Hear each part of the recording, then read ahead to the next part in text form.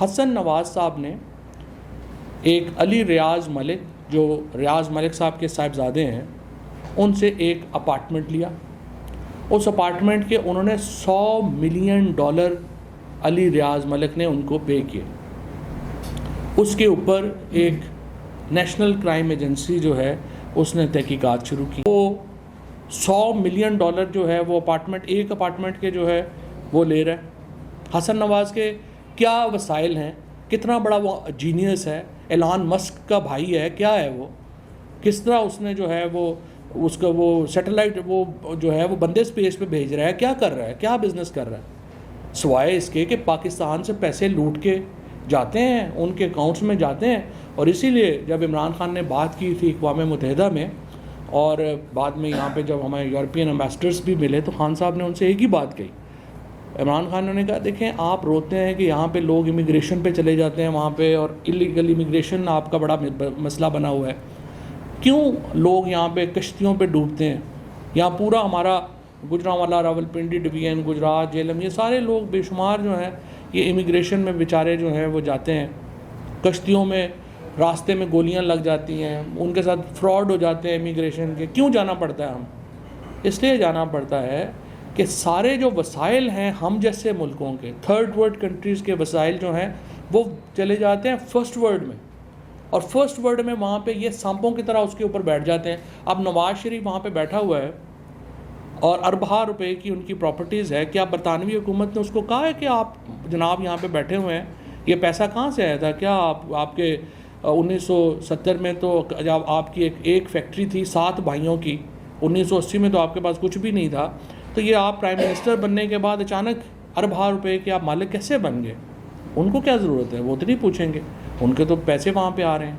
اسی طریقے سے جو باقی ملک ہیں وہ نہیں. اچھا، جب تیسری دنیا کا پیسہ فرسٹ ورلڈ میں چلا جاتا ہے سارے کا سارا، تو پھر فرسٹ ورلڈ کے لوگوں کے پاس اکنامک اپرچونیٹی نہیں رہتی. وہ کیا کریں گے؟ وہ باہر ہی جائیں گے، کیا کریں گے اور کیا کریں گے؟ اس لیے عمران خان نے یہ کہا تھا اقوام متحدہ میں کہ یہ خود فرسٹ ورلڈ کے انٹرسٹ میں ہے کہ آپ وسائل کی ڈسٹریبیوشن میں اپنا کردار ادا کریں. اور اب بھی ہم جو ہمارا یہ جو فیکٹ آئی پینل ہے United nation general secretary general صاحب کا، اس کو ہم بڑا ہر جگہ اٹھاتے ہیں. یہ حکومت تو جب سے آئی ہے اس نے تو اس کے اوپر بات ہی نہیں کی ہے. اب اسحاق ڈار تو نہیں بات کرے گا کہ جناب جو اللیگل پیسہ ہے وہ پاکستان کو واپس کیا جائے، جس کا اپنا پیسہ سارا جو ہے وہ باہر پڑا ہوا ہے. اور اسحاق ڈار صاحب کی اپنی حالت اس وقت یہ ہوئی ہے، پرسوں انہوں نے کہہ دیا کہ وہ ہم موڈی کو دیکھ لیں گے. وہ موڈیز تھا جس نے ہماری جو ڈاؤن گریڈ کیا پاکستان کا ڈیٹ سینیریو. وہ اسحاق ڈار سمجھے تھے کہ وہ نریندر مودی کہہ رہا ہے، ان کو یہ بھی نہیں پتا تھا. انہوں نے کہا موڈیز کو میں دیکھ لوں گا. بعد میں ان کو خیال آیا کہ موڈیز کو دیکھنا ذرا مشکل ہے. تو یہ تو ان کی اس وقت جو ہے حالت ہے. اکانومی کے اوپر تو میں ابھی جا ہی نہیں رہا، جو اس کے حالات ہیں، جو اس وقت جو سچویشن ہے. بہرحال میں یہ سمجھتا ہوں کہ آج جس قسم کی سچویشن ہے اس میں سوائے اس کے کہ ہم حقیقی آزادی مارچ کی طرف بڑھیں اور حل نہیں.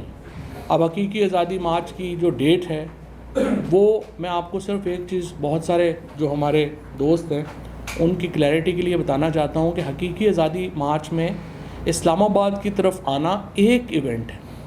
یہ ایک پھیلا ہوا ایونٹ ہوگا جس کی تفصیلات بڑی جلدی انشاءاللہ تعالی امید ہے کہ اگلے چند دنوں میں ہی آپ کے سامنے آ جائیں گی. ایک انہوں نے جو الیکشنز کی ڈیٹ جو ہے پہلے 16 اکتوبر رکھ دی، اب اس سے فرار ہو رہے ہیں. اب ہمیں الیکشن کمیشن کو بھی ہم نے دیکھنا ہے، کیونکہ الیکشن کمیشن بھی تو ماشاءاللہ احکامات ادھر لے رہا ہے. جب میں اداروں کی ڈیٹیریشن کی بات کر رہا تھا تو جس ادارہ جو بالکل ہی میرا خیال ہے زمین کے اندر ہی گھس گیا ہے وہ الیکشن کمیشن آف پاکستان ہے، جس کا اتنا برا حال ہوا ہے. تو ہمیں جو امپورٹنٹ بات یہ ہے کہ ہم نے دیکھنا ہے ان الیکشنز کے اوپر جو فیصلہ آئے گا، اور حقیقی آزادی مارچ جو ہے وہ انشاءاللہ تعالی ہم کسی وقت بھی اس کی جو تفصیلات ہیں وہ اس کی آج بھی میٹنگ ہے اور کل بھی میٹنگ ہے. انشاءاللہ اگلے 2-3 دنوں میں اس کی جو تفصیلات ہیں، جیسا میں نے آپ سے پہلے کہا، ایک ایونٹ نہیں ہے، یہ کئی ایونٹس کا ایک مجمع ہے، اجتماع ہے. کئی جو ہمارے ایونٹس ہیں وہ اکٹھے ہو کے حقیقی آزادی مارچ بنیں گے. اور حقیقی آزادی مارچ کا مقصد صرف ایک ہے، وہ یہ ہے عوام کی عزت بحال کرنا۔ ہمارے ملک میں جس طرح سے عوام کی تحقیر ہوئی ہے، عوام کی بے عزتی کی جا رہی ہے، عوامی مینڈیٹ کو جس طریقے سے مذاق بنایا جا رہا ہے، پھر ہماری سوورینٹی کو جس طریقے سے مذاق بنایا جا رہا ہے، حقیقی آزادی مارچ جو ہے یہ اس کو بحال کرنے کا سب سے اہم پولیٹیکل ایونٹ ہوگا، سب سے بڑا پولیٹیکل ایونٹ ہوگا، اور انشاءاللہ تعالیٰ اس کی تفصیلات اگلے چند دنوں میں آپ کے سامنے جو ہیں وہ تحریک انصاف پیش کر دیں۔ Thank you.